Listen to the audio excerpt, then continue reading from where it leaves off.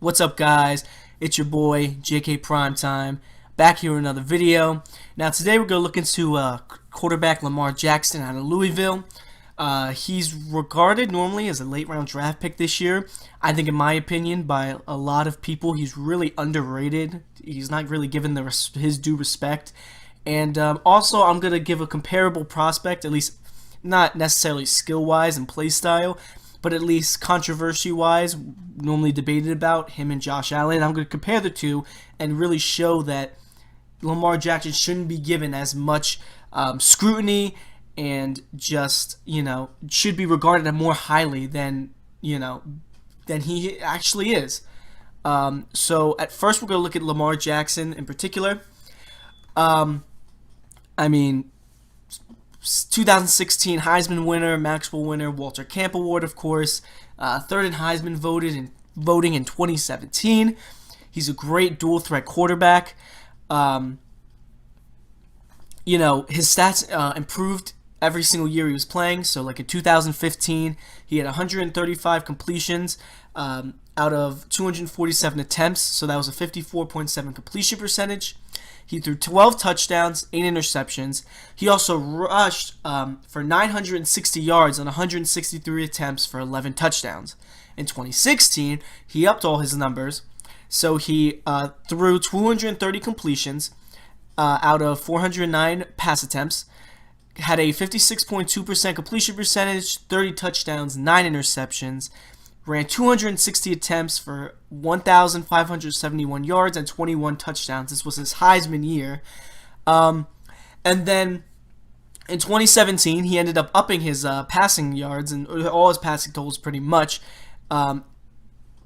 He had 254 completions out of 430 attempts, a 59.1 completion percentage, 27 touchdowns, 10 interceptions. He also rushed for 1,601 yards on less rushing attempts at 232, but had less touchdowns at only 18.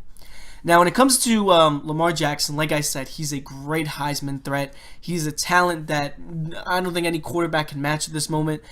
His running ability is just, par to none. I mean, he's being talked about as getting moved to other positions like wide receiver, which in my opinion, I think he is definitely a quarterback. I don't agree necessarily with those. Either way, I'll get to that a little bit later. But when it comes to him, team success-wise, Louisville 9-4 in 2016 with a 7-1 conference record, 8-5 in 2017 with a 4-4 conference record. So obviously the team did regress. With his strengths, he does have he doesn't have the best arm strength out of everyone in the draft, but he definitely has good arm strength. He kind of has a whip to his throwing motion. It's to me reminds me of Michael Vick-esque. It's more of like a little whip to it. He does have good power though. He can make a lot of good throws. He doesn't like I said have the best, but he definitely has good arm power, arm power, throw strength. Now, some of the knocks on him, he overall in general he's had a offense more catered to his strengths as a player. In 2016, he had plenty of options going through in his Heisman years. You could tell with the more rushing totals, at least with the amount of rushes that he did, and less passes, of course. In 2017, especially leading up to that season, it was definitely covered a lot that their coach was really trying to focus on try to make the offense a little bit more pro style to help Lamar Jackson's development as a quarterback.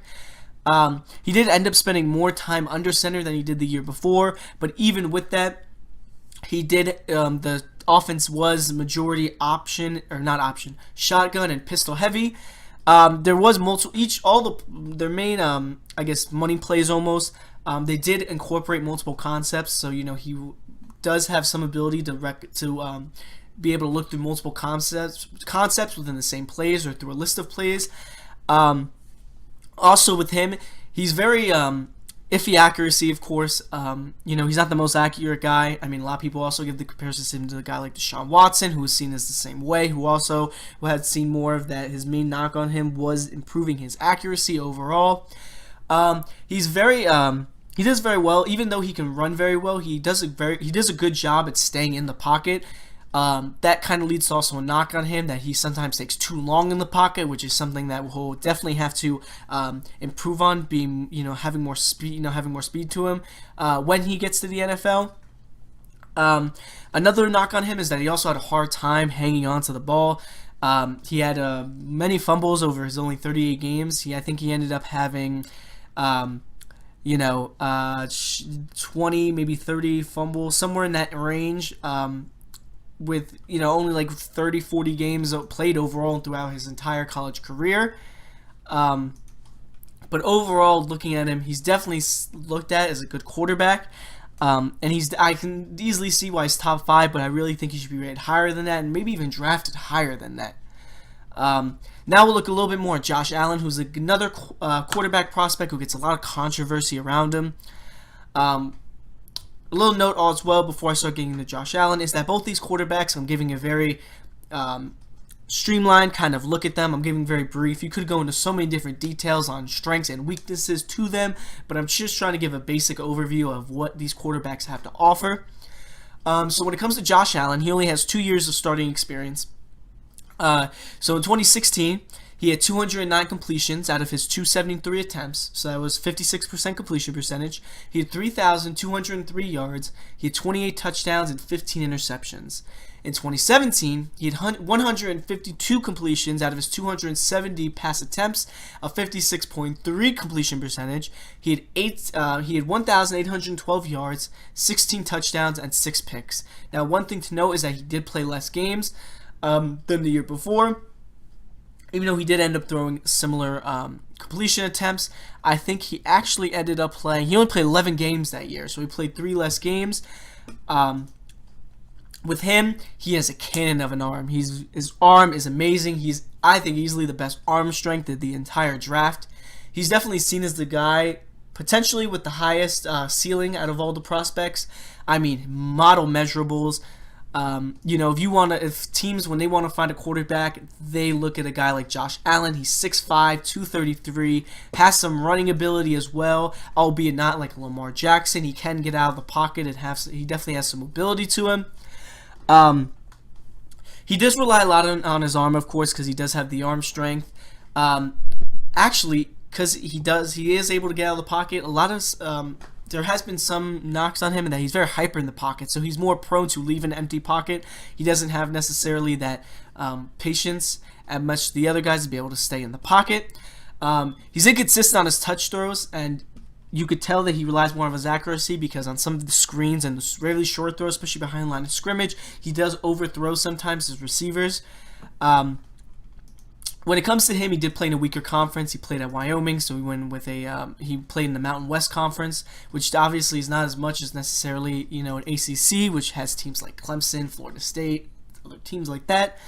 And when he did face these these more higher performance teams or more talented teams, especially on their defenses, he definitely struggled more. He didn't win as much. He had definitely more struggles.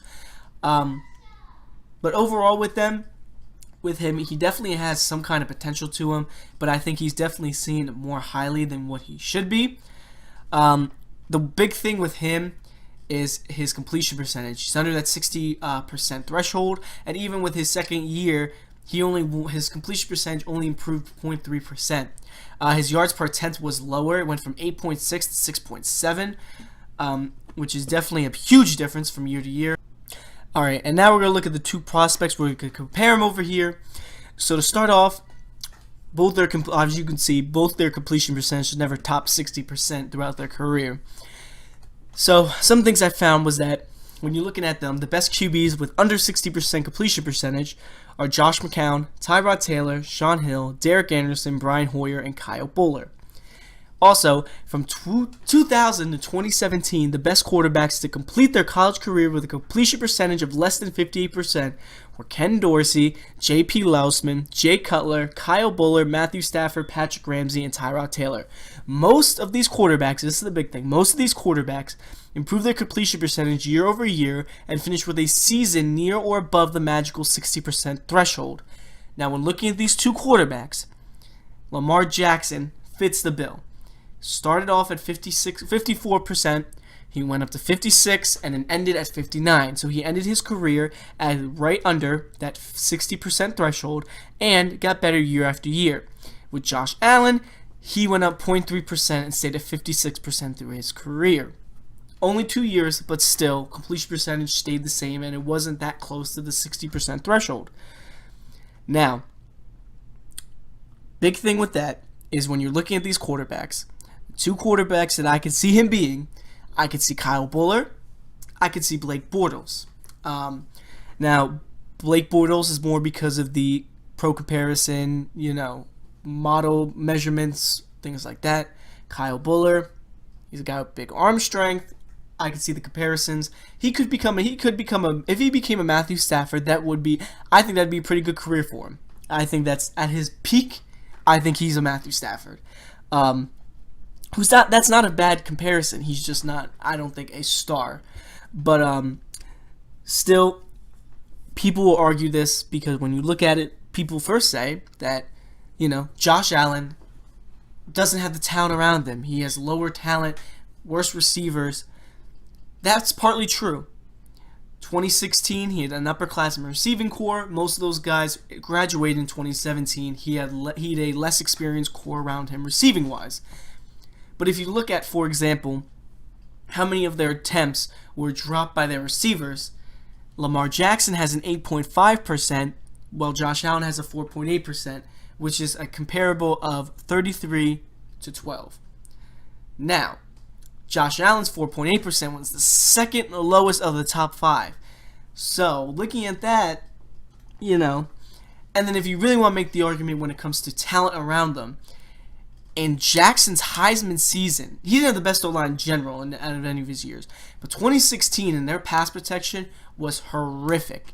If you look at just Houston in general, one of their last games of the season against Houston, they allowed 11 sacks.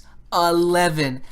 I don't think there's that many. I haven't heard of that many games where you have a team allowing 11 sacks. And Houston is not the most well-known team. It's not like they were going up against a Clemson, like a Bama, like a top defense. They were going up against Houston. They allowed 11 sacks. So, as much as you can make the argument that Allen had lesser talent around him and less receiving core, people don't make the same argument for Jackson, even though they should, because it shows you that his receivers, even look at his pro day, his receivers, that's supposed to be easy catches for his, easy passes. It's supposed to just help. Those guys were dropping passes too, and you could tell he did not have the best receiving core around him. And people don't show that for Lamar Jackson, in which they should. Now, one thing for Jackson, yes, they need to make more of a system around him, but with that, any good coach can pull that off. They can make a system around him. When you look at a guy like Vic and them, they had, those mobile quarterbacks had those things in place to benefit that aspect of their game. And that's how Jackson's going to hit his true potential. Now, again, he needs to go to the right system. But you can say that with any quarterback. Josh Allen needs to go to the right situation around him. If he goes to the Browns, I don't think that's going to be beneficial for him. Because I think he needs multiple years of development. He's a guy that needs to sit 2 or 3 years with a clipboard and really focus, tie up his mechanics, prove his accuracy to really become the best he can be.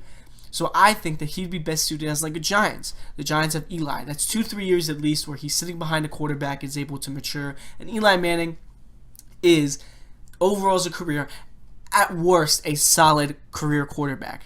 So that's, I think, what Josh Allen needs. Lamar Jackson, again, also needs development.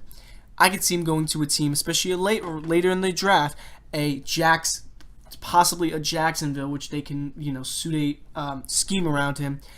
Pittsburgh, they have Ben Roethlisberger. New England, they have Tom Brady. So the system, I think, doesn't really compare as much. Another thing is that a lot of people say that Josh Allen's scheme around him is more of a pro style, and so he has more throws down the field. If you look at both those quarterbacks, Lamar Jackson had 62 of his passing attempts behind the line of scrimmage. That ended up being roughly around 15%, roughly. Josh Allen had 48 of his passing attempts occur behind the line of scrimmage. It ended up being around 19%. So Josh Allen has more throws behind the line of scrimmage than Lamar Jackson does. Both those QBs did have far less of maybe not far, but they had fewer of those easy throws compared to the other top quarterbacks. Baker Mayfield is a guy that's towards the top of that with his scheme at Oklahoma, which is always, always pointed out that, he has easier throws because of the system he plays in. But even if you look at deep passes, Lamar Jackson had an adjusted completion percentage of just over 39%. Josh Allen's deep adjusted completion percentage was 35%. So if you look at it, right now as a prospect, Lamar Jackson is better than Josh Allen. Josh Allen does have some talent. He has things that you can't really improve. He has great measurables. He has a great arm. Some of those things are things that, you can't really, improve. That's something that you just either have it or you don't. And just overall between these two, there's so much hate or so much, downplaying of Lamar Jackson. I mean, people are saying he should move to receiver, that he isn't a quarterback. Right now, if I had to pick between the two, to be honest, I would pick Lamar Jackson. I think that he shows that he is more. He's more of an he's more of an in the pocket guy too. He has the speed, which makes him a dual threat, which can give you so much potential as an offense. He's gotten better as a passer, so he shows the potential to be able to improve. So to be honest, when I look at Josh Allen, I see a Blake Bortles. I see a Kyle Bullard. A lot of people love to say that he's Wentz because he's from a small school, but I don't see it. I think Wentz was a better quarterback. He made a seamless transition to the NFL. I don't think that, Josh could do that. They have similar size, good arm, but I really don't think that that's really good to do. I mean, overall, he definitely fits more of the vertical passing game, which is, can kind of be put more towards a pro style. But even with that,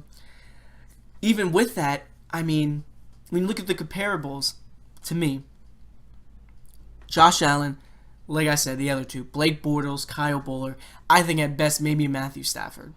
When I look at Lamar Jackson, he's kind of hard to even get a comparable for, but the only guy I can really see him being is Michael Vick. But still, there's been coaches that have been saying that you're not really going to find a comp for him. There's some people that have said that he's between a Marcus Mariota and RG3, which, to be honest, is a pretty good comp. If you look at RG3 before he got injured, RG3 was a great quarterback. That option worked perfectly for him. They put a system around him, and he excelled. If he didn't have his injuries, he would have been regarded right now, I think, as a top 15 quarterback. So if you get that Lamar Jackson, I definitely think that's good. And to be honest, I think that if you put him in both of them in the right system, I think Allen has a lot more of a bust potential to him because he could just be a guy that has a great arm but never is able to get the accuracy down to be a good starting quarterback. I feel like he could be a guy that could just be he could honestly be a guy that could be a career backup. I think with Jackson, he fits a little better overall as a prospect and even as a quarterback prospect because, again, you could move positions with him. Right now, his frame's kind of lean, so a receiver I don't know about. But in general, I think you could easily see him as a guy that can be a better, I think, to be honest, I think he's a better NFL quarterback or prospect than Josh Allen at this moment. And people really aren't giving him that recognition. Now, a lot of people could bring up the whole race factor. I really don't think that's part of it. I think it's more play style because, I just think it's more play style. If you think about the top, African-American quarterbacks, I mean, Jameis Winston, he was more of an in-the-pocket guy. He did have a running ability to him. Michael Vick, very run-heavy. RG3, really, more run-heavy. So it's just the play style that the past couple quarterbacks, the top, at least African-American quarterbacks have had. I think it's more of a play style than necessarily just their skin tone. I think people put a little bit too much context in that whole race argument. But overall, this is why, just looking at those two, and I'm not bashing Allen. I think Allen's a decent prospect, but I think that Allen is overrated. Jackson is underrated.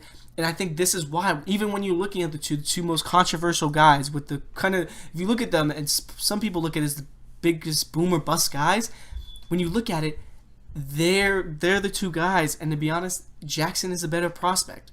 So tell me what you guys think. I know this pretty much turned into a long rant about how I feel about those two quarterbacks, but I really feel like that Jackson isn't giving the credit that he deserves. Tell me what you guys think. Overall, subscribe to see more content, and besides that, I'm out.